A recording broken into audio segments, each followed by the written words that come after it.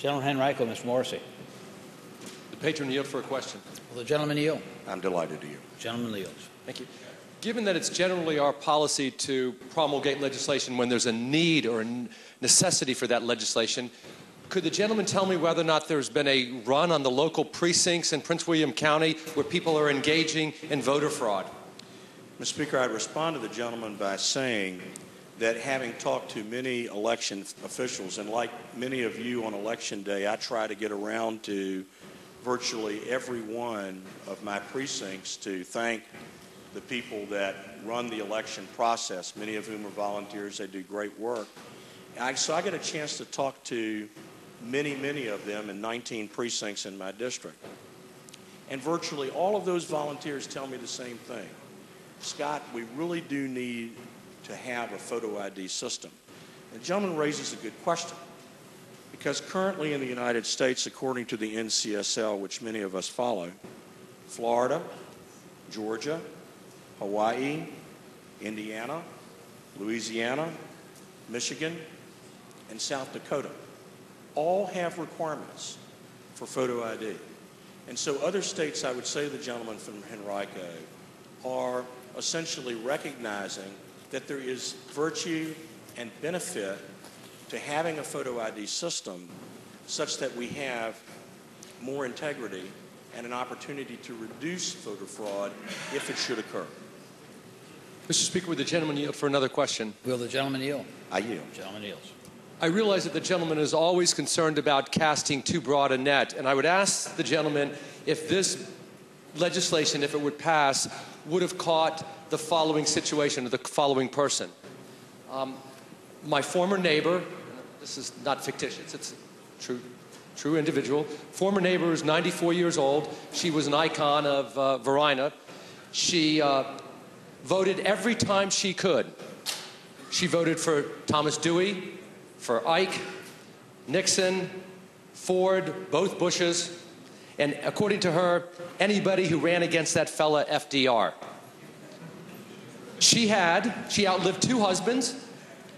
She had the following: a marriage certificate, a baptismal certificate, a tattered and well-worn voting card, voting registration certificate showing where she lived. She had an expired 1986 ID license. And when I asked her, why do you have the 86? She said, Joe, because it's the only good picture of me. Would she have been turned away when she exercised her franchise to vote in 2007?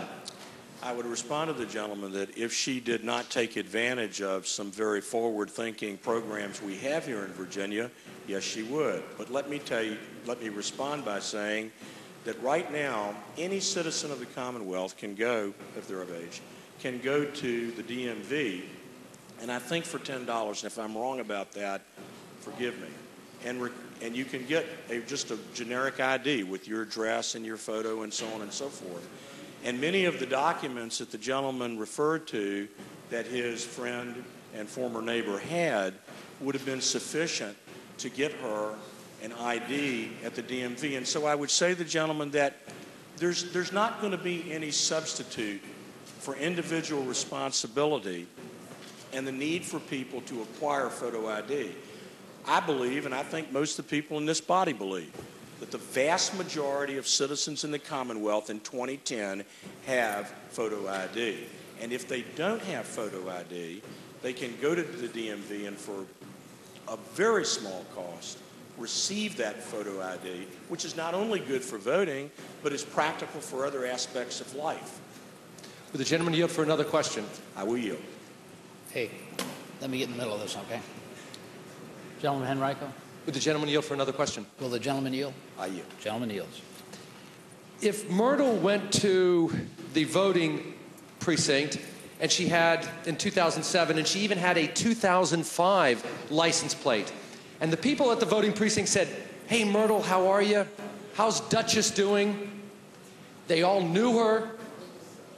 They'd seen her for 40 years. Is she turned away? I would say to the gentleman, she will be offered an opportunity to vote on a provisional ballot until such time that she can produce her ID. Would the gentleman yield for another question? Will the gentleman yield? I'm happy to yield. Gentleman yields. with respect to the provisional ballot, doesn't that require Myrtle, who's 94 and doesn't drive, according to line 36, or line actually 133, to drive up to the registrar's office the next day? Mr. Speaker, I would say to the gentleman, with respect to driver's license, I should have mentioned this in my previous statement, that a person who has an older driver's license can in fact take that to DMV, and with that accompanying documents that he says she has, receive a photo ID and trade it in.